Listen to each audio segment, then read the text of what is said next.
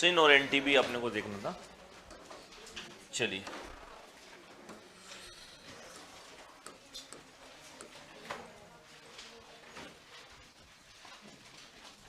सिन anti को समझते हैं।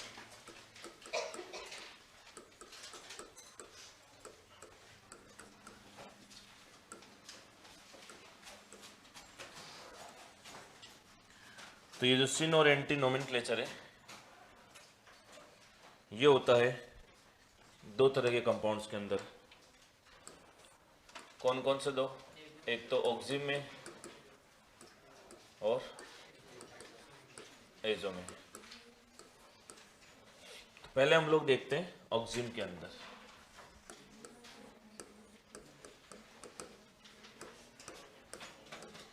ऑक्सिम होते हैं C double bond NH OH। तो इनमें देखने का तरीका क्या होता है? C डबल बॉन्ड N ले लिया, अब इस पे N पे क्या लग रहा है? H, और सॉरी C पे क्या लग रहा है?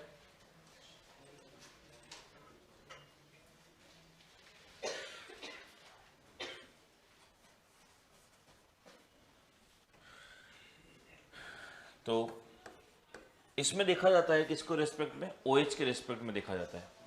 ठीक है, इसके अंदर देखा जाता है OH के रेस्पेक्ट में कि जैसे CH3 है और एक इस पे लगा दिया, सपोज ये H लगा दिया आपने। तो अगर हम लोग इसमें देखना चाहते हैं तो हम लोग देखेंगे कि OH की जो पोजीशन है वो किस साइड है किसी दूसरे ग्रुप के रेस्पेक्ट में। पहले मैं लिखा देता हूँ फिर आपको समझ में आएगा एक बार। तो आपने कुछ लिखा था क्या इसके बारे में? ओनली हेडिंग लगाई है सिन एंटी। सिन एंटी के बारे में एक बात लिखो, सबसे पहले एक नोट लिखो सिन एंटी नामकरण। सिन एंटी नामकरण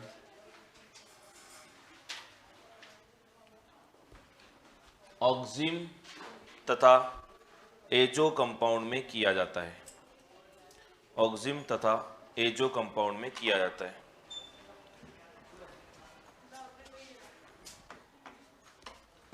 ऑक्सिम तथा एजो कंपाउंड में किया जाता है।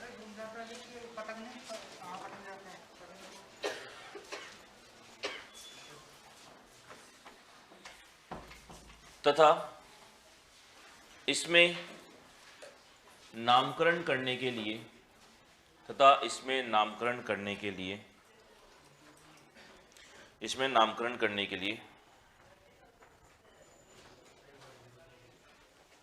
कार्बन पर जुड़ा हुआ H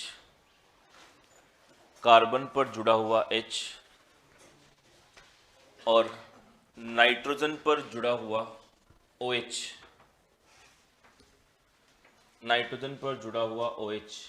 यदि सेम साइड हो तो उसे सिन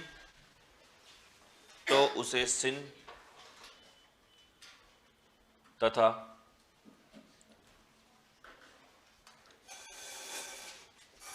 यदि ये समूह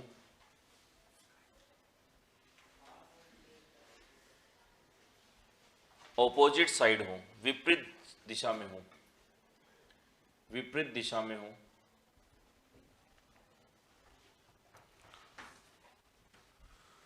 तो उसे एंटी कहा जाता है।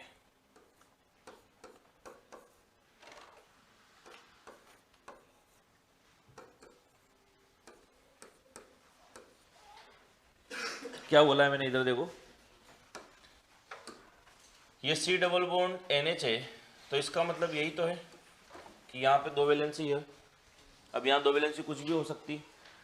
तो अगर इस कार्बन पर जो H है, कार्बन पे देखना है H और नाइट्रोजन पे देखना है OH, अगर ये सेम साइड हो तो इसको बोलना है आपको सिन, और कार्बन पर H और नाइट्रोजन का जो OH है ऑपोजिट साइड हो तो इसको बोलना है आपको एंटी।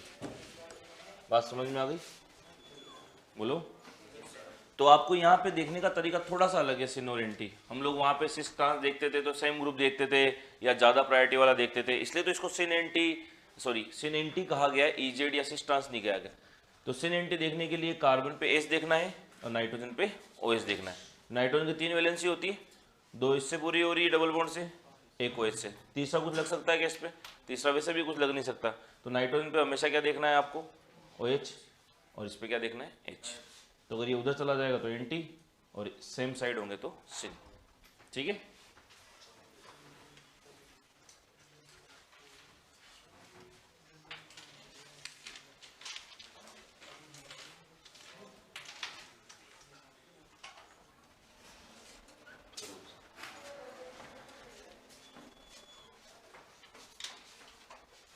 एन के साथ एच नहीं आएगा भाई, यहाँ पे नाइट्रोजन की 3 वैलेंसी होती है ना।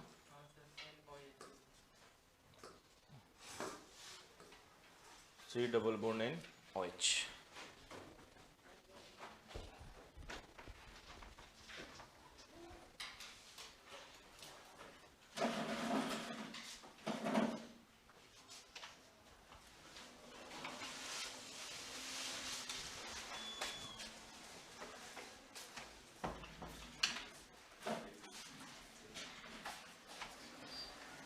इन पर लोन पेयर तो हमेशा होगा ही होगा, NH3 है या इनकी 3 वैलेंसी पूरी हो रही है तो ठीक है। तो खैर बना भी सकते हो, नहीं भी बना सकते हो। लोन पेयर बना भी दोगे तो उसका कोई यूज नहीं है यहाँ पे, चाहो तो बना लो कि नाइट्रोजन पे लोन पेयर तो है ही है। जब भी नाइट्रोजन 3 बॉन्ड बनाएगा तो उस पर एक लोन पेयर बचेगा।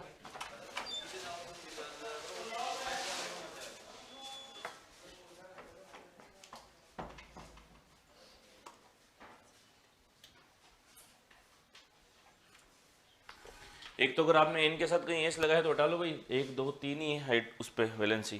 कहीं और भी लगा दिया क्या अपन ने? और तो नहीं लगाया ना, ठीक है, ध्यान रखना, क्योंकि अपने को पता है नाइट्रोजन की 3 वैलेंसी होती है, तो गलती से अगर कहीं लगा दो तो हटा देना उसको।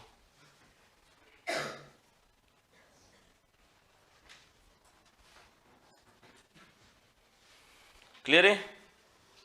देख लोगे। एक्चुअली मैं इसमें डिटेल में इसलिए नहीं जा रहा क्योंकि ऑक्सीजन में भी 2 तरह के कंपाउंड होते हैं, कीटो और एल्डो। कीटोक्सिम अलग होता है, एल्डोक्सिम अलग होता है, बट है ही नहीं आपके डिटेल में, इसलिए आपको बेसिक बता दिया कि आपको देखना ऐसे है। इसके अंदर OH को देख करके देखा जाता है, ठीक है ना, वरना इसके अंदर कीटोक्सिम एल्डोक्सिम 2 तरह के अलग अलग होते हैं।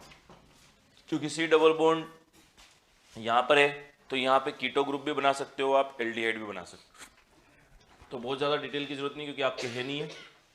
एजो को और देख लो, एजो में आपको कैसे देखना है, ये लिख दिया। तो एजो में कैसे देखना है समझो, N डबल बॉन्ड N से एजो में देखना होता है। जैसे ये है N डबल बॉन्ड N, यहाँ पे 2 ग्रुप जुड़ गए। नाइट्रोजन की तो 3 ही वैलेंसी है, 2 पूरी हो गई, एक इससे जुड़ गई, 2 पूरी हो गई, इससे जुड़ गई। इससे सपोज आपने जोड़ दिया C6H5, इससे भी जोड़ दिया C6H5। अब नाइट्रोजन में लोन पेयर भी तो होते हैं, तो अगर ये लोन पेयर नाइट्रोजन का इस तरह से सेम साइड दिख रहे हैं क्या, तो ये कौन सा हो गया? ये हो गया सिन। और अगर आपने इसको टर्न कर दिया N double bond N, N double bond N,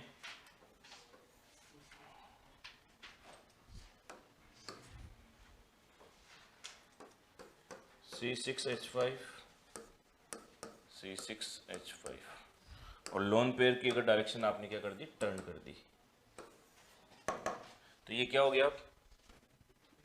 anti हो गया। बात समझ में आ गई क्या?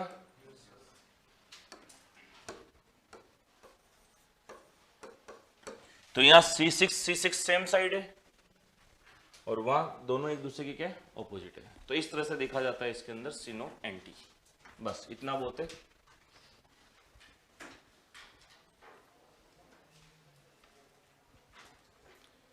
C पर दोनों ग्रुप H हो तो वो GI शो करेगा क्या? बोलो, नहीं करेगा। दोनों ग्रुप सेम हो जाएंगे तो GI करेगा ही नहीं। बहुत पहले पढ़ा दिया आपको ये।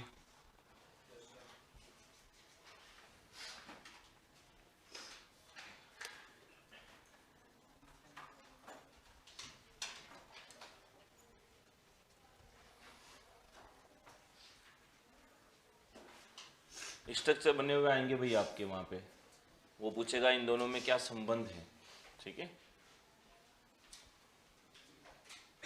इसको आप लोग क्या कह सकते हो, सिन एजो बेंजीन, एजो ग्रुप ये रहा और क्या जुड़ी हुई है बेंजीन, तो ये है सिन एजो बेंजीन, और ये क्या है एंटी एजो बेंजीन।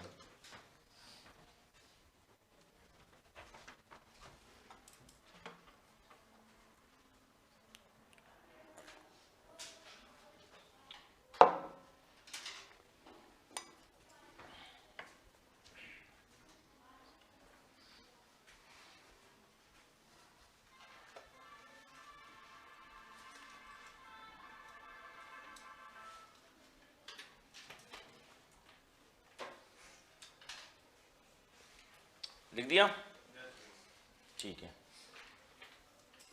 अब साइक्लिक कंपाउंड भी जीआई शो करते हैं, तो हेडिंग लगाओ साइक्लिक कंपाउंड्स में जीआई, यानी जीआई इन साइक्लिक कंपाउंड, चक्रीय यौगिकों में ज्यामितीय समायोता।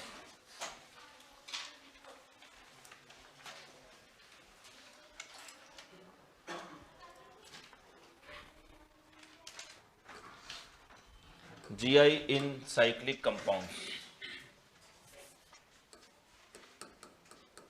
GI in cyclic compounds, चक्रीय यौगिकों में ज्यामितीय समायोता। तो चक्रीय यौगिक के अंदर अगर ज्यामितीय समायोता की बात करोगे आप लोग कि चक्रीय यौगिक कैसे ज्यामितीय समायोता दर्शाते हैं, जैसे ये है साइक्लिक, साइक्लो क्या है प्रोपेन है, ठीक है। अब मैंने पूछा इसके अंदर ये H जुड़ रहा है, ये CH3 जुड़ रहा है, ये CH3 जुड़ रहा है, ये H जुड़ रहा है,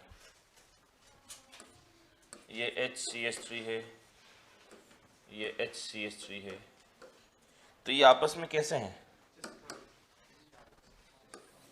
ऑपोजिट साइड है सेम ग्रुप, मतलब ये क्या हुआ ट्रांस हुआ, क्या ट्रांस हो गया, और ये सेम ग्रुप सेम साइड है तो सिस। तो किसी के दिमाग में आया कि भाई सर ये तो सिंगल बॉन्ड है, सिंगल बॉन्ड है तो ये रोटेट हो सकते हैं क्या फ्रीली, नहीं हो सकते, ये रिंग है और रिंग ट्विस्ट नहीं हो सकती, इसलिए ये एक तरह से डबल बॉन्ड की तरह ही बिहेव करेगा, ठीक है ना, प्रतिबंधित घूर्णन की तरह ही रेस्ट्रिक्टेड रोटेशन करके ही बिहेव करेगा। बात समझ में आ गई। तो साइक्लिक कंपाउंड में भी कॉन्सेप्ट सेम है, बस आपको वहां पर यहां डबल बॉन्ड मिलता था और फिर आपको सिस और ट्रांस देखना होता था, यहां डबल बॉन्ड की जगह क्या दिखेगी रिंग, डबल बॉन्ड भी रोटेट नहीं कर सकता था फ्रीली, रिंग भी फ्रीली रोटेट नहीं कर सकती, मतलब एक तरह से जो समझना है ring as a double bond behave करेगी। समझ में आ गई बात, ठीक है।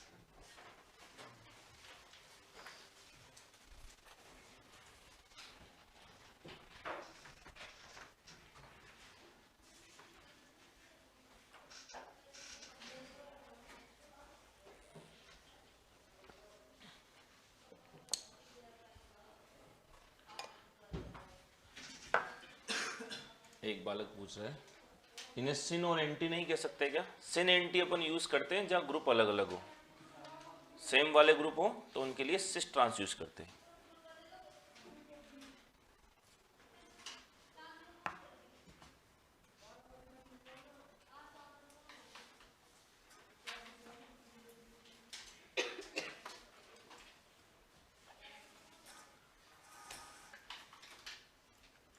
लिख दिया क्या, लेकिन अगर ये कुछ ऐसा होता कि आपने दो कार्बन जुड़े हुए हैं सिंगल बॉन्ड से और यहाँ H लगा दिया, यहाँ CH3 लगा दिया, यहाँ CH3 लगा दिया, यहाँ H लगा दिया, ये भी सिस ट्रांस है क्या, ये तो ये सिंगल बॉन्ड रोटेट हो जाएंगे, ये तो सिस ट्रांस आएगा ही नहीं।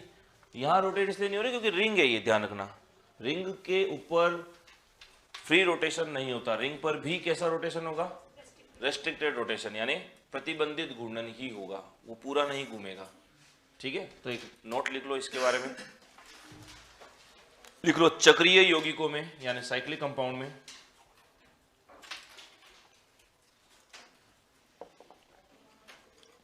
चक्रीय प्रकृति के कारण, चक्रीय यौगिकों में चक्रीय प्रकृति के कारण सिंगल बॉन्ड के सापेक्ष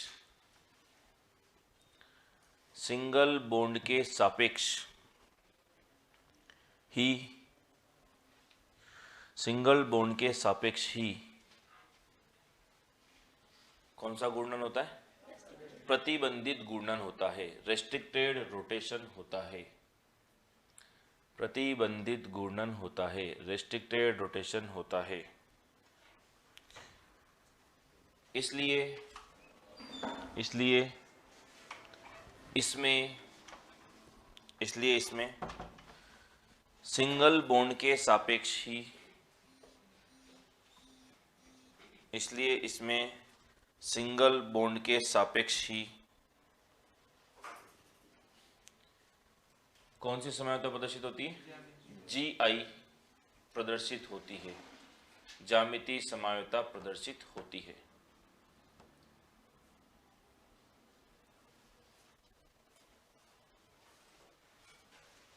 बात समझ में आ गई? तो अगर कल को कोई पूछ ले कि भाई GI क्या सिंगल बॉन्ड में शो हो सकती है क्या? सिंगल बॉन्ड में नहीं हो सकती, लेकिन रिंग के अंदर अगर होगा सिंगल बॉन्ड तो हो सकती है, क्योंकि रिंग ट्विस्ट नहीं होगी, वहां पे मुक्त घूर्णन नहीं होगा, प्रतिबंधित घूर्णन ही होगा। ठीक है भाई, बात समझ में आ गई क्या? ठीक है। तो अगर आपसे पूछे कि वही कंडीशन क्या है, इसमें सेम कंडीशन है कि इसमें जो जुड़े हुए दोनों कार्बन हैं उन पर जो दोनों ग्रुप लगे हुए हैं वो कैसे होने चाहिए? डिफरेंट होने चाहिए। ये दोनों ग्रुप डिफरेंट होने चाहिए, ये दोनों ग्रुप डिफरेंट होने चाहिए। अगर ये दोनों सेम हो जाएंगे, दोनों HH हो जाएंगे, तो कोई GI नहीं शो होगी। मतलब वही, आप बस इसको सिंगल बॉन्ड ना मान के दिमाग के अंदर क्या समझ सकते हो? डबल बॉन्ड समझ सकते हो बस। ठीक है, तो कंडीशन लिख लो इसके लिए। कंडीशन लिख लो कि चक्रीय यौगिक में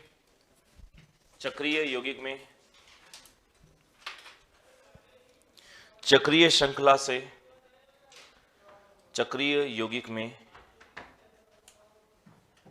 चक्रीय श्रृंखला से कम से कम दो कार्बन परमाणु इस प्रकार से होने चाहिए, दो कार्बन परमाणु इस प्रकार के होने चाहिए जिन पर भिन्न भिन्न समूह जुड़े हों, जिन पर भिन्न भिन्न समूह जुड़े हों।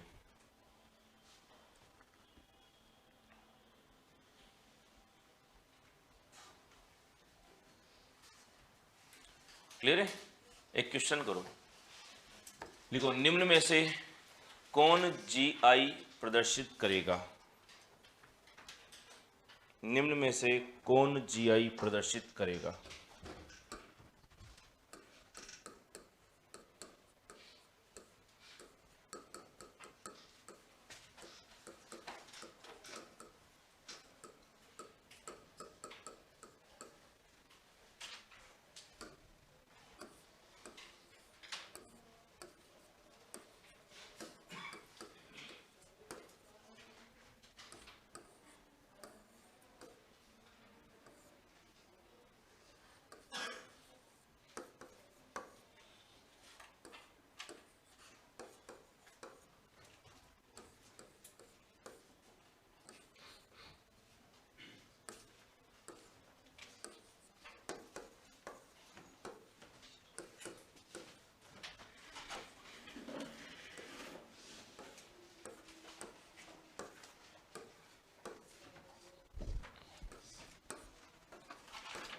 इस तरह के क्वेश्चन आएंगे। ठीक है, समझ में आ गई? कॉन्सेप्ट वही है जो आपने डबल बॉन्ड में देखा है, बस सेम कॉन्सेप्ट यहां लग जाएगा इसके अंदर। बना लो इसको।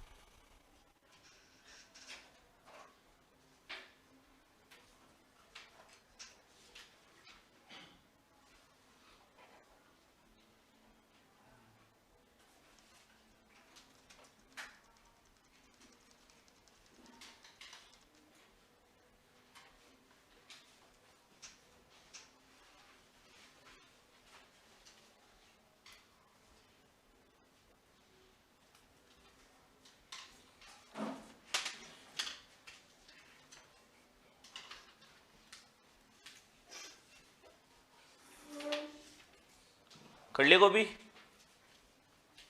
ठीक है।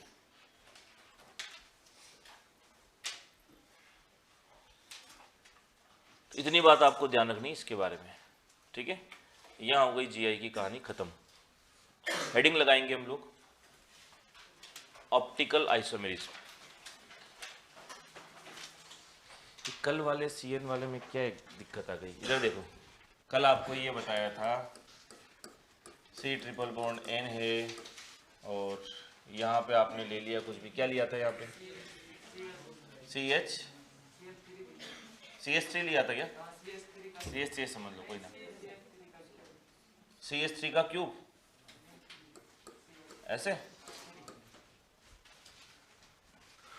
तो कल वाला एग्जाम्पल ये था जिसको कंफ्यूजन है कि कभी इस तरह का क्वेश्चन आए ट्रिपल बॉन्ड वाला, तो आप इसको क्या मान लो, ऐसे मानो, ठीक है। इधर इसको अगर आप देखोगे तो इससे 3 CH3 जुड़े हैं, तो कॉमन सी बात है कि पहला एटम क्या है, सेम कार्बन। इधर भी कार्बन है, इसमें इस वाले में भी क्या है, कार्बन है। अब आगे जाओगे तो इसके पास भी कार्बन आएगा, इसके पास आगे जाएंगे तो इसमें नाइट्रोजन है। ऑब्वियस सी बात है, कार्बन की 6 है, इसकी 7 है, तो किसको वरीयता देनी है आपको? इसको देनी है 1, इसको 2 देनी है। यही तो समझाया था, बहुत बेसिक सा कॉन्सेप्ट है। अगर आपको पहला एटम सेम मिल जाए तो ये देखो उससे डायरेक्ट अटैच होने वाला ज्यादा एटॉमिक नंबर वाला एटम कौन सा है, उसको ध्यान देना। अब कोई कहे सर हम तो किसी दूसरे एटम को देखें, नहीं। अगर हाइड्रोजन जुड़ रहा है तो आपको हाइड्रोजन ना देख करके ज्यादा प्रायोरिटी वाला देखना है, क्योंकि आपको ज्यादा प्रायोरिटी से मतलब रखनी है यहाँ पे, ठीक है ना। जैसे अगर ऐसा हो जाता कि सी ट्रिपल बॉन्ड एन जुड़ रहा है एक के ऊपर और एक पे जुड़ रहा है CH3, तो आप इसको वही वाले तरीका इसको देखोगे आप किससे, CNN से, NNN से देखोगे, और इसको देखोगे ऐसे CHH, ठीक है। या फिर अगर इस पे मैं क्या देता कि CH2Cl जुड़ा होता, अब यहाँ से समझ में आ जाएगा आपको, ये होता। अब इन दोनों में से किसको प्रायोरिटी देते? ऊपर वाले को नहीं देते। इधर देखो, इसमें कार्बन कार्बन दोनों जगह क्या है, कॉमन, ठीक है। अब इसमें अगला देखेंगे तो नाइट्रोजन है, तीनों नाइट्रोजन है, तो अपने ज्यादा प्रायोरिटी वाले को पहले देखना है, नाइट्रोजन है। इसमें देखोगे तो आपके सर हाइड्रोजन भी है, क्लोरीन भी है, हमको हाइड्रोजन से मतलब नहीं है, हमको ज्यादा प्रायोरिटी देखनी है। तो इसमें अगला आइटम ज्यादा प्रायोरिटी वाला क्लोरीन दिख रहा है, इसमें क्या दिख रहा है, नाइट्रोजन दिख रहा है, ये भी नाइट्रोजन है, ये भी नाइट्रोजन है, किसी को भी देखो तीनों की प्रायोरिटी इसमें सेम है। तो नाइट्रोजन में और क्लोरीन में किसकी ज्यादा होती है? तो फिर आपको फर्स्ट उस समय इस ग्रुप को देना है, इसको सेकंड देना है। कॉन्सेप्ट समझ में आ गया? आपको ये नहीं देखना सर हाइड्रोजन भी तो जुड़ा हुआ है, हाइड्रोजन तो छोटा होता है नाइट्रोजन से, हाइड्रोजन का नंबर 1 नहीं, हमको नहीं मतलब है, हमको तो ज्यादा प्रायोरिटी देखनी है कि इससे डायरेक्ट जुड़े हुए तीनों हैं, तो तीनों में पहले उनको देखो जिनकी प्रायोरिटी ज्यादा है। बात समझ में आ गई? क्लियर है? ठीक है।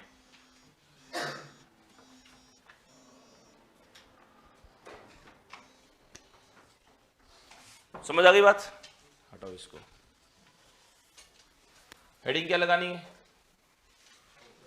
Optical isomerism. अब ऑप्टिकल आइसोमेरिज्म के बारे में आपको एक बात ध्यान रखनी कि ऑप्टिकल आइसोमेरिज्म शो करने के लिए आपको वहां पर कायरल कार्बन होना जरूरी है, ठीक है ना। किरल कार्बन पे शो होती है जनरली। अब इसके लिए पहले कुछ एक टर्मिनोलॉजी पता होनी चाहिए, किरल कार्बन क्या होता है, ठीक है। तो कायरल कार्बन क्या होता है? ऐसा कार्बन जिससे जुड़े हुए चारों ग्रुप क्या हो, डिफरेंट हो, वो कहलाता है कायरल कार्बन। बट वही पहली बात, पहले बेसिक डेफिनेशन की तो बात करें कि प्रकाशिक समय होता है कि बेसिक डेफिनेशन हम क्या बोलेंगे, तो पहली लाइन तो अपन वही बोलते हैं जो हमेशा बोलेंगे कि मॉलिक्यूलर फॉर्मूला क्या हो, सेम, लेकिन संरचना सूत्र स्ट्रक्चर फॉर्मूला भी सेम ही होगा भाई, डिफरेंट होगा कि त्रिविम स्टीरियो के अंदर, स्पेस के अंदर उनका अलग अलग कॉन्फ़िगरेशन हो सकता है, ठीक है। या फिर हम लोग कह सकते हैं कि आर है तो एस हो सकता है, एस है तो आर हो सकता है, डी है तो एल हो सकता है, एल है तो डी हो सकता है, ठीक है। तो मैं लिखा है तो हेडिंग लगाओ ऑप्टिकल आइसोमेरिज्म, और इसमें सबसे पहली लाइन वही लिखो कि मॉलिक्यूलर फॉर्मूला सेम, अणुसूत्र समान, मॉलिक्यूलर फॉर्मूला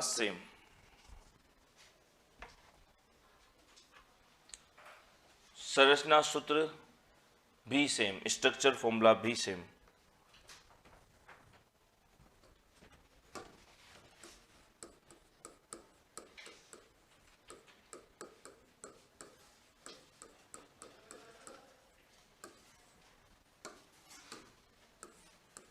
अणुसूत्र समान, मॉलिक्यूलर फॉर्मूला सेम, संरचना सूत्र स्ट्रक्चर फॉर्मूला सेम, लेकिन विन्यास क्या हो, तभी तो विन्यासी समावयवी होंगे। विन्यासी कितने प्रकार के थे, कौन कौन से? ज्यामिति और तो प्रकाशी भी तो विन्यासी समावयवी है, तो विन्यास डिफरेंट आना ही चाहिए इसका। ठीक है, लिख लो ये तीनों बातें।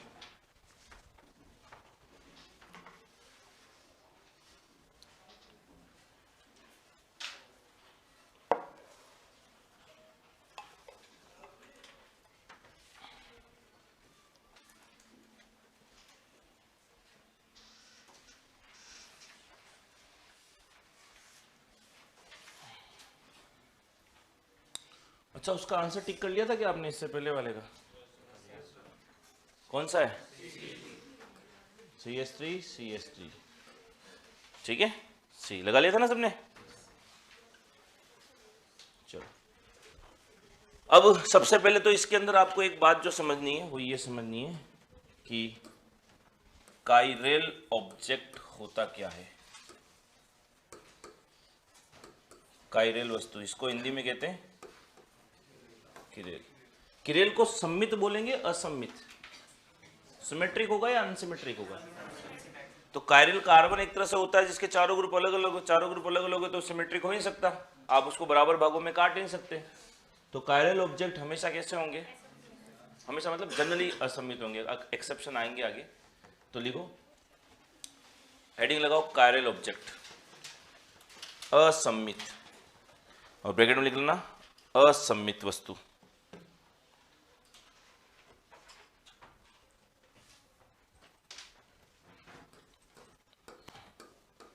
असम्मित वस्तु, और असम्मित का मतलब आप क्या समझते हो? जिनके दो बराबर भाग हो सकते हैं या नहीं हो सकते? नहीं हो सकते। देखो, जिनके दो समान भाग नहीं हो सकते,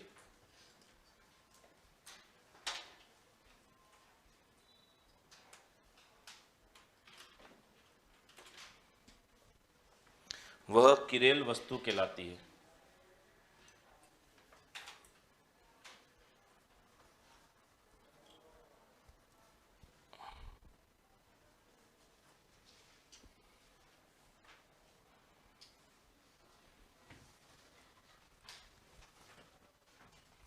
ठीक है, अब मुझे बताओ, जैसे ये मैंने पी लिखा, ये काइरेल है क्या?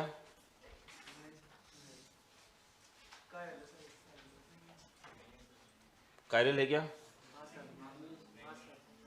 अरे काइरेल का मतलब क्या बताया? जिसके दो समान भाग नहीं हो सकते। तो इसके हो सकते हैं क्या? समान भाग नहीं हो सकते, कंफ्यूज मत हो। इसके दो समान भाग कहीं से भी नहीं हो सकते, मतलब ये क्या है? काइरेल है। इधर देखो, ये चल रही है बात किसकी? काइरेल ऑब्जेक्ट वस्तु की। काइरेल कार्बन नहीं बोल रहा, काइरेल कार्बन तो जिनसे चारों ग्रुप अलग अलग हो, ठीक है, तो उसके भी दो बराबर भाग नहीं हो सकते जब चारों ग्रुप अलग अलग होंगे। तो काइरेल वस्तु वो होती है जिसके दो समान भाग नहीं हो सकते, मतलब ये काइरेल है, बिल्कुल है। अब इसका आपने क्या बनाया? Mirror image. कैसा बनेगा? ऐसा बनेगा क्या? अच्छा, इसको उठाऊं, इसके ऊपर रखूं, ओवरलैप होगा क्या? अध्यारोपित होगा क्या?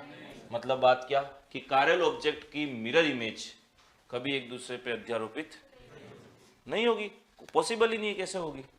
बात समझ में आ गई? अच्छा, कभी दिमाग ये नहीं लगाना, अध्यारोपण का मतलब ऐसा होता है कि इसको उठा करके ऐसे कैसे आपको इसके ऊपर रखना है, ठीक है ना? आप कलाकारी मत करना कि इसको उठाया ऐसे घुमाया और सर हो गया। कभी भी अध्यारोपण करना होता है, ओवरलैपिंग करनी होती है, तो उसका प्लेन चेंज नहीं किया जाता। ये ऐसे है, अभी आप ऐसे समझो कि ये ऐसे है, तो ये ऐसे कैसे इसके ऊपर आनी चाहिए। ऐसी कलाकारी नहीं करनी कि आपने ऐसे उठा दिया, मतलब प्लेन के बाहर लिया है, आप उसको प्लेन के बाहर नहीं लाना है कभी किसी चीज को।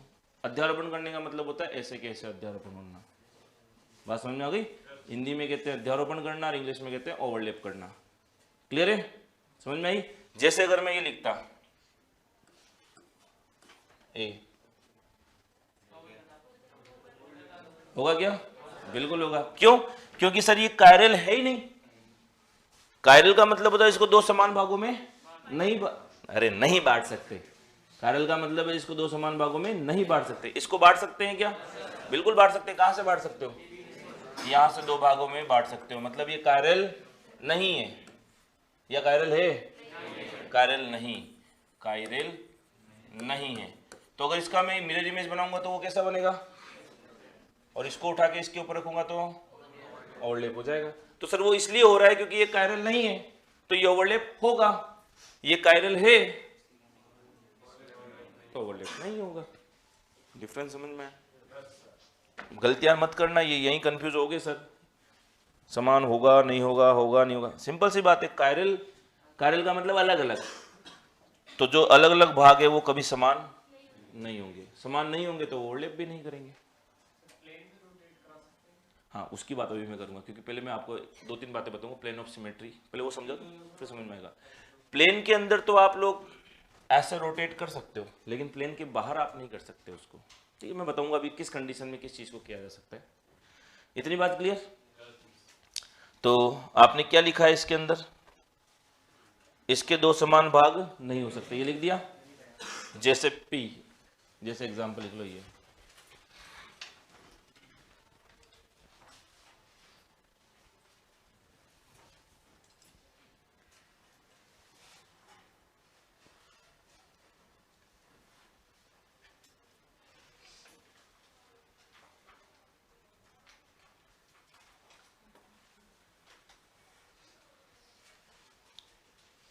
जैसे क्या?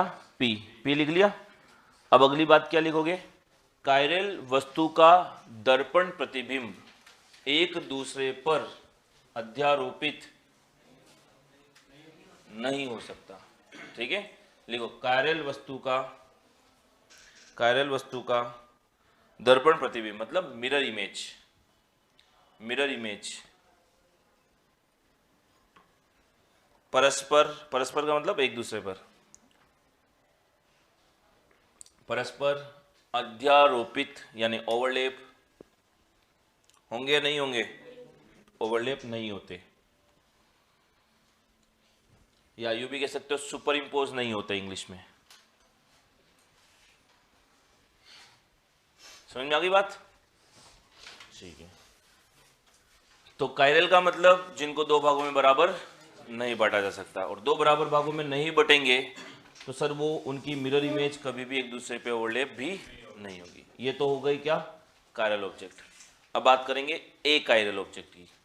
तो अगला लिखो अकिरेल वस्तु, ए कायरल ऑब्जेक्ट।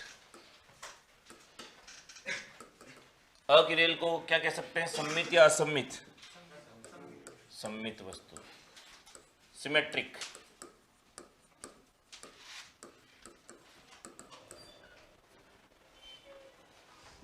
सिमेट्रिक या सममित वस्तु।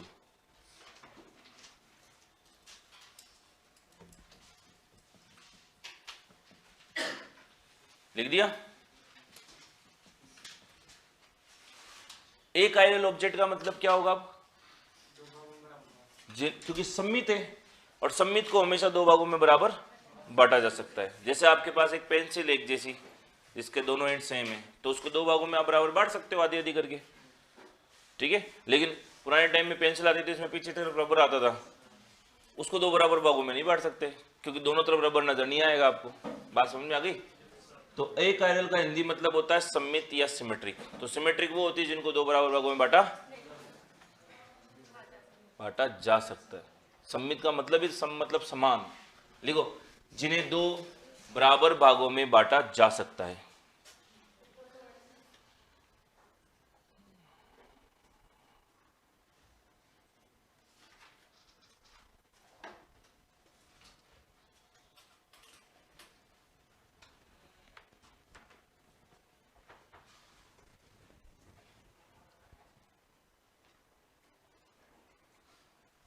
क्लियर? तो दूसरी बात क्या लिखोगे इसकी, कि इसकी मिरर इमेज, दर्पण प्रतिबिंब एक दूसरे पर अध्यारोपित, जैसे एग्जांपल ए ले लिया अपन ने, तो लिखो इनके दर्पण प्रतिबिंब मिरर इमेज परस्पर अध्यारोपित हो सकते हैं, परस्पर अध्यारोपित हो सकते हैं।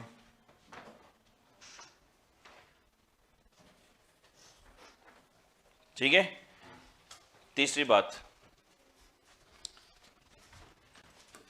पहले तो एक काम करो, एग्जांपल भी लिख लो इसका।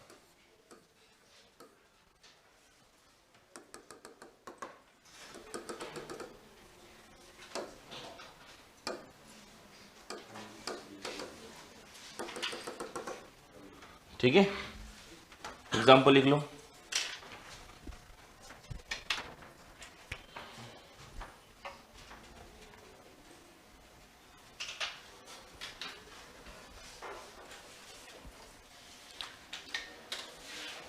फिर एक बात और ध्यान रखनी है आपको, कि जो ये सममित वस्तुएं हैं, सममित वस्तु या फिर क्या कह सकते हैं इनको, एक कायरल ऑब्जेक्ट में से कम एक प्लेन ऑफ सिमेट्री गुजरती है। प्लेन ऑफ सिमेट्री मतलब सममित तल गुजरता है। ये क्या होता है अभी मैं समझाता हूं। तो लिखो सममित वस्तुओं से सममित वस्तु का दूसरा नाम क्या हो गया, अकायरल ऑब्जेक्ट, यानी अकिरेल वस्तुओं से, सममित वस्तु ऑब्लिक अकिरेल वस्तुओं से कम से कम एक क्या गुजरती है, प्लेन ऑफ सिमेट्री, यानी सममित तल गुजरती है, सममित तल गुजरती है।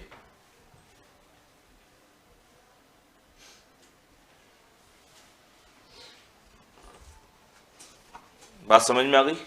अब ये नया वर्ड आया आपके लिए, प्लेन ऑफ सिमेट्री क्या होता है, सममित तल क्या होते हैं। तो पहले थोड़ा सा इसको समझ लो, एक छोटा सा हेडिंग लगाओ, प्लेन ऑफ सिमेट्री, सममित तल।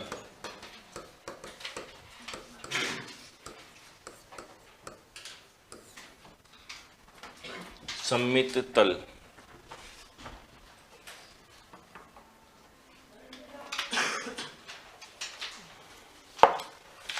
तो नाम से समझ में आ रहा है, सममित तल ऐसा तल होगा जिसके द्वारा या जिससे गुजरने पर वस्तु दो समान भागों में बट जाए, और अगर वो दो समान भागों में बटेगी तो उसका जो मिरर इमेज होगा वो एक दूसरे पर ओवरलैप होगा। सिंपल सी बात है।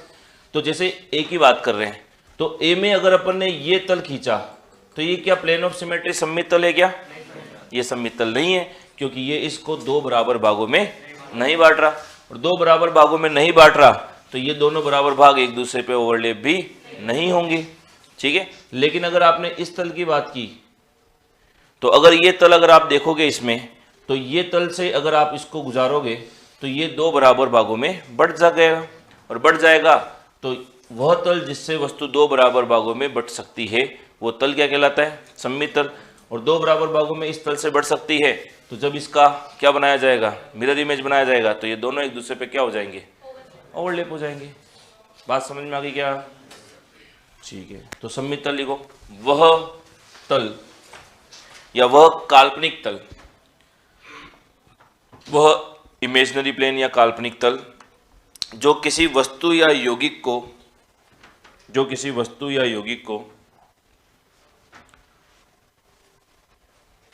दो समान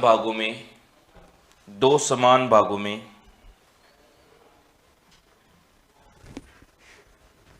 इस प्रकार से विभाजित करे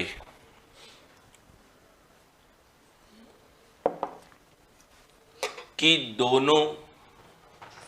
दोनों भाग आपस में क्या हो, दर्पण प्रतिबिंब हो, मिरर इमेज हो, दर्पण प्रतिबिंब हो या मिरर इमेज हो, तो वह प्लेन ऑफ सिमेट्री कहलाता है।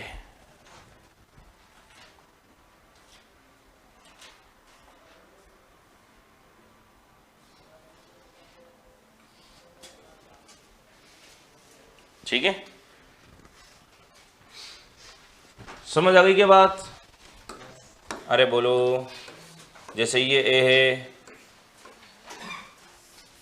तो ये जो ए है इसमें सममित तल एक ही हो सकता है, कौन सा? ये वाला, क्योंकि यहीं से अगर इसको काटोगे तो दो बराबर भाग हो सकते हैं और कोई भी ऐसी जगह नहीं है। तो इसमें ए में कितने सममित तल हो गए, जैसे समझ में आ गई। लेकिन अगर मैं बात करूं बी में सममित तल है क्या? प्लेन ऑफ सिमेट्री है, ऐसे काट सकते हैं क्या? कॉमन सी बात है। आप लोग भी लेकिन बराबर बनाना, ठीक है ना? ऐसा सर ये तो ऊपर तो बड़ा दिख रहा है, नीचे छोटा दिख रहा है।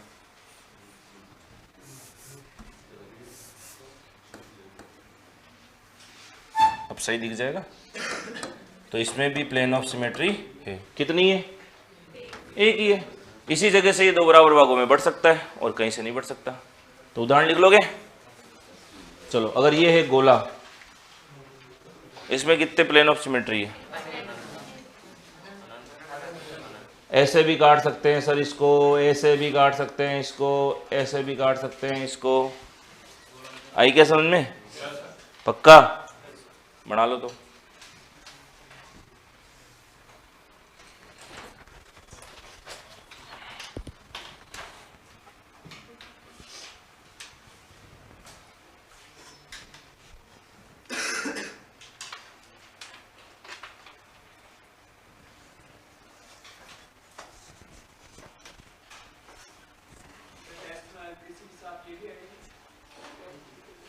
नहीं, जहां तक यार ये मैं देखता हूँ पेपर जो बनाया है उसमें दिया है कि नहीं दिया है, कल बताऊंगा मैं, कल पक्का बता देंगे, कल आते ही पूछ लेना। नहीं दिया नहीं अभी तक, दिया नहीं अभी तक। अभी तक तो जो पढ़ाया है वहां तक के क्वेश्चन बनाए हैं। क्यों टेंशन ले रहे हो तुम तो पूरा पढ़ के चलो, ठीक है? टेस्ट वेस्ट अपनी जगह, तुम तो डेली का डेली पूरा पढ़ के चलो। तुम्हारे पास तैयारी आज तक जो पढ़ा है वो तुम्हें याद होना चाहिए। इतनी तैयारी रखोगे तो देखो सेलेक्ट हो गए और अच्छी रैंक से हो गए। एग्जाम के हिसाब से पढ़ना बंद करो कि एग्जाम में मैं 2 ही चैप्टर आ रहे तो मैं 2 ही पढ़ लूँ और आज का गया बाढ़ में। नहीं, अपने को मेन एग्जाम में परफॉर्म करना है, पढ़ो उसके हिसाब से, ठीक है ना? कि जितना भी पढ़ा दिया सर हमको तो पूरा याद है, भले आप 2 चैप्टर दो चाहे 3 चैप्टर दो, ये रखो। आप देखो सेलेक्ट होने वाले कुछ अलग करते हैं जो सब नहीं करते, वही करो आप भी।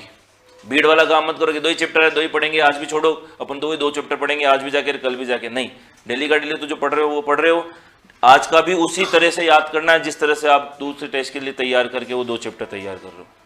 इतना तैयार करके रखो अपने आप को, ठीक है ना? 100% सेलेक्ट हो जाओगे।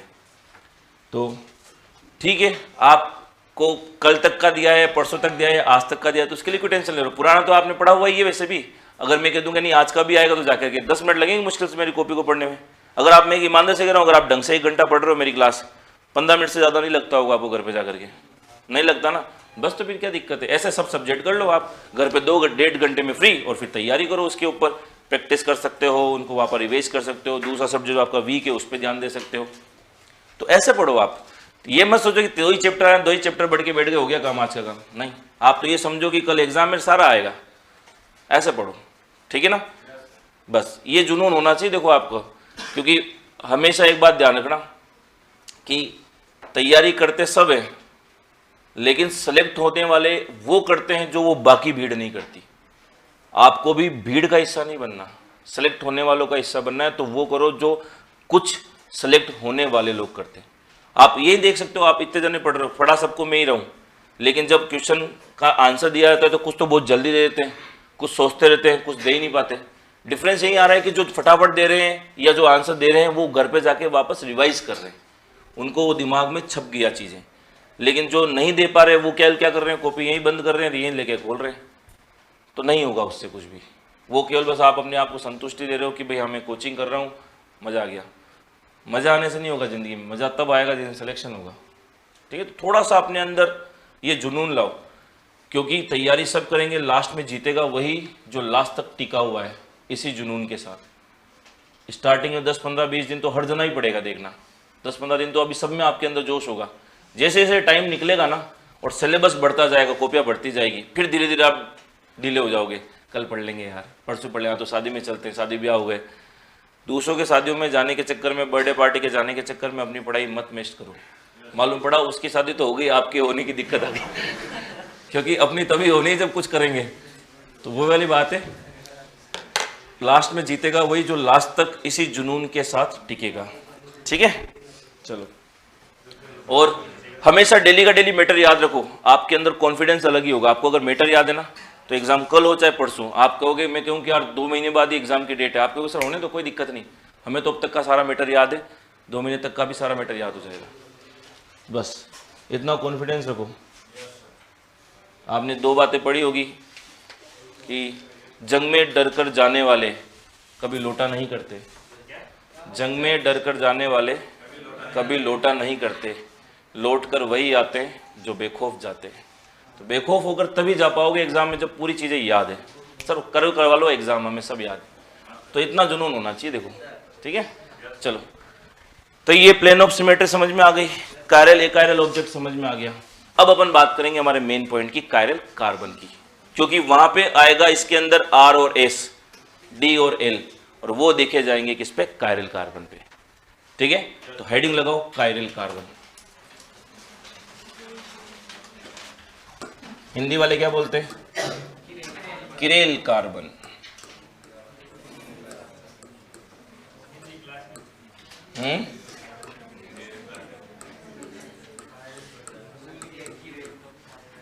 क्या हिंदी में क्या हो गया,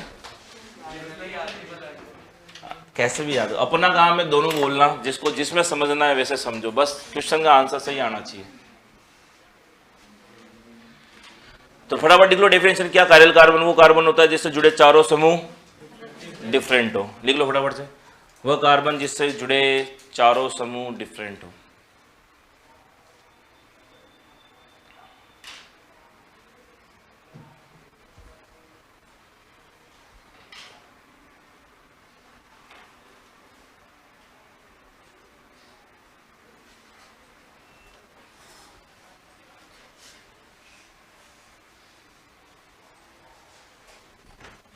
लिख दिया, ठीक है। तो हम लोग कायरल कार्बन को किससे दिखाते हैं, कायरल कार्बन को हम लोग दिखाते हैं स्टार से। स्टार का मतलब होता है क्या, वो कायरल कार्बन है। तो जैसे ये A है, ये B है, ये C है, ये D है, चारों ग्रुप अलग अलग है क्या, बिल्कुल। इससे प्लेन ऑफ सिमेट्री जा सकती है क्या, कायरल कार्बन से कभी प्लेन ऑफ सिमेट्री पास नहीं हो सकती। क्यों, क्योंकि कहीं से भी इसको 2 बराबर भागों में डिवाइड नहीं किया जा सकता, और जब 2 बराबर भागों में डिवाइड नहीं हो सकता तो क्या इसकी मिरर इमेज एक दूसरे पे अध्यारोपित होगी, नहीं होगी। करके देखो, हो ही नहीं सकती। ये C, ये A, इसकी मिरर इमेज बनेगी तो ये जो D है ये किधर नजर आएगा, इधर आएगा क्या, ये B किधर नजर आएगा, उधर नजर आएगा क्या, ये A किधर नहीं जाएगा, नीचे नहीं जाएगा क्या, ना लेगा ऊपर ही रहेगा। ठीक है, और ये C यहीं आएगा। अब अध्यारोपित करना, उठाओ ऐसे कैसे, इस पे रखो, होगा क्या, नहीं, पॉसिबल ही नहीं है। क्योंकि अभी हम लोग कायरल ऑब्जेक्ट के अंदर यही कहानी पढ़ के आए हैं कि अध्यारोपित, सुपर इम्पोज, क्योंकि देखो ये बात समझनी जरूरी है, क्योंकि आगे डायस्टीरियोमर, इनेंशियोमर, प्रतिबिंब रूपी और अप्रतिबिंब विविरम समाविवी, ये जब नाम आएंगे ना तब सबसे ज़्यादा कन्फ्यूजन होगा कि सर ये होगा या नहीं होगा। तो ये बात समझनी जरूरी है कि जहाँ कायरल कार्बन है वहाँ वो जो ऑब्जेक्ट किरेल है वो आपस में एक दूसरे पर सुपर इम्पोज नहीं होगा। ठीक है ना, तो हटाओ इसको। तो एग्जाम्पल लिख लो कायरल कार्बन का, और इसको दिखाते हैं स्टार से।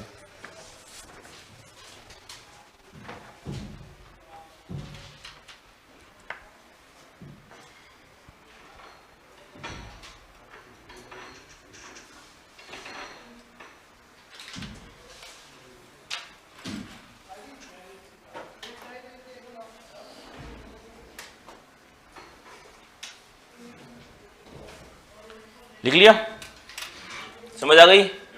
फिर नेक्स्ट लिखो कायरल मॉलिक्यूल, किरेल अणु, किरेल अणु।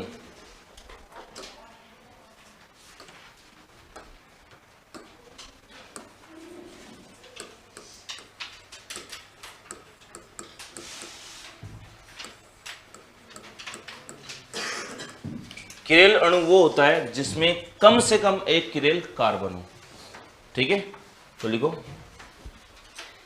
वह अणु या वह मॉलिक्यूल जिसमें केवल एक किरेल कार्बन हो, जिसमें कम से कम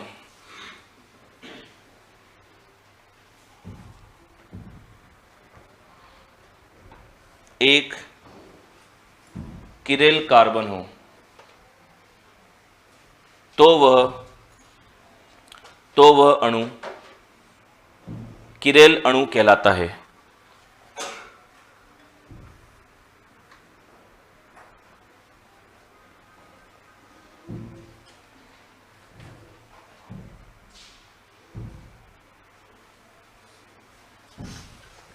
इधर देखो, वह अणु जिसमें केवल एक किरेल कार्बन, इसको ऐसे लिखो, ज्यादा बढ़िया है। क्या लिखा आप लोगों ने? कम से कम नहीं, यूं लिखो वह अणु जिसमें केवल एक किरेल कार्बन, ये ज्यादा बेटर है। वह अणु जिसमें केवल एक किरेल कार्बन, ऐसे लिखो इसको सही करके थोड़ा सा, वही समझा। दो होगा तो उसके अंदर POS पास हो सकती है, अभी अपन पढ़ेंगे। इसको ऐसे लिखो थोड़ा सा कि वह अणु जिसमें केवल एक किरेल कार्बन हो, वह अणु क्या कहलाता है? किरेल अणु कहलाता है। इतनी बात समझ में आ गई? लिखो जैसे उदाहरण लैक्टिक एसिड, जैसे उदाहरण लैक्टिक एसिड। अब मुझे बताओ इसमें एक किरेल कार्बन है क्या? कौन सा है? ये है। ये हाइड्रोजन ऊपर तो जोड़ सकते हैं, तो चारों ग्रुप अलग अलग हो गए, तो ये किरेल अणु है, किरेल मॉलिक्यूल है, ठीक है। और इसका नाम क्या है? लैक्टिक एसिड, लैक्टिक एसिड लिख लो। तो जिसमें केवल एक ही हो, जिसमें केवल एक किरेल कार्बन हो, वो अणु किरेल अणु कहलाता है।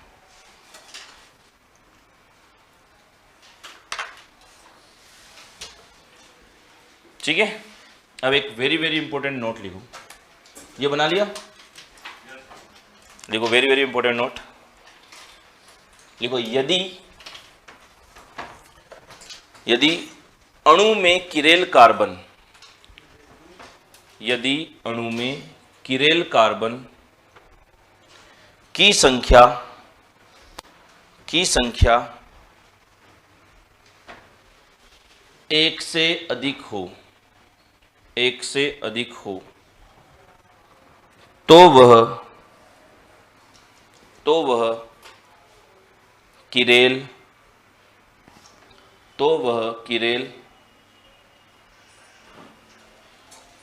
हो भी सकता है व नहीं भी, हो भी सकता है व नहीं भी। यह प्लेन ऑफ सिमेट्री पर डिपेंड करता है, यह प्लेन ऑफ सिमेट्री पर डिपेंड करता है।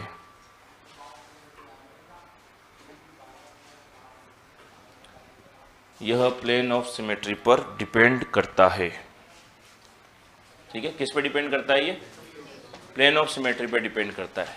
कैसे करता है वो नेक्स्ट एग्जांपल अपन कल पढ़ेंगे तो समझ में आएगा। एक बालक ये पूछ रहा है कि सर तो ये EZ भी हो सकता है ना, चारों अलग अलग है, ये चारों ग्रुप अलग अलग है ना, EZ भी तो हो सकता है ये। अरे EZ सिस्ट्रांस तब देने हैं जब आपको डबल बॉन्ड नजर आए, कार्बन डबल बॉन्ड कार्बन हो, कार्बन डबल बॉन्ड नाइट्रोजन हो, एन डबल बॉन्ड एन हो, तब अपने को ज्योमेट्रिकल आइसोमेरिज की बात करनी है। यहाँ तो सिंगल बॉन्ड है, अकेला एटम ही सिंगल है, बॉन्ड क्या, सिंगल एटम पर आप लोग इजेड सिस्ट्रांस नहीं बोलते, ठीक है। चलो अब ये कैसे होता है ये अपन नेक्स्ट क्लास में समझेंगे। यहाँ तक की बात क्लियर है? तो दो तीन बातें आपने समझी। एक तो किरेल ऑब्जेक्ट समझा है, किरेल ऑब्जेक्ट का मतलब जिसको दो बराबर भागों में डिवाइड नहीं कर सकते, और अकायरल का मतलब कर सकते हैं, जिनको दो बराबर भागों में कर सकते हैं वो आपस में एक दूसरे पर सुपर इम्पोज हो सकते हैं। कायरल कार्बन वो होता है जिससे जुड़े चारों ग्रुप अलग अलग हो। कायरल अणु वो होता है जिसमें केवल एक कायरल कार्बन। अब एक से ज्यादा कायरल आ जाएं तो फिर वो क्या हो सकता है, कायरल अणु हो भी सकता है, नहीं भी, ये डिपेंड करता है प्लेन ऑफ सिमेट्री पे। कैसे करता है वो कल समझूंगा, ठीक है।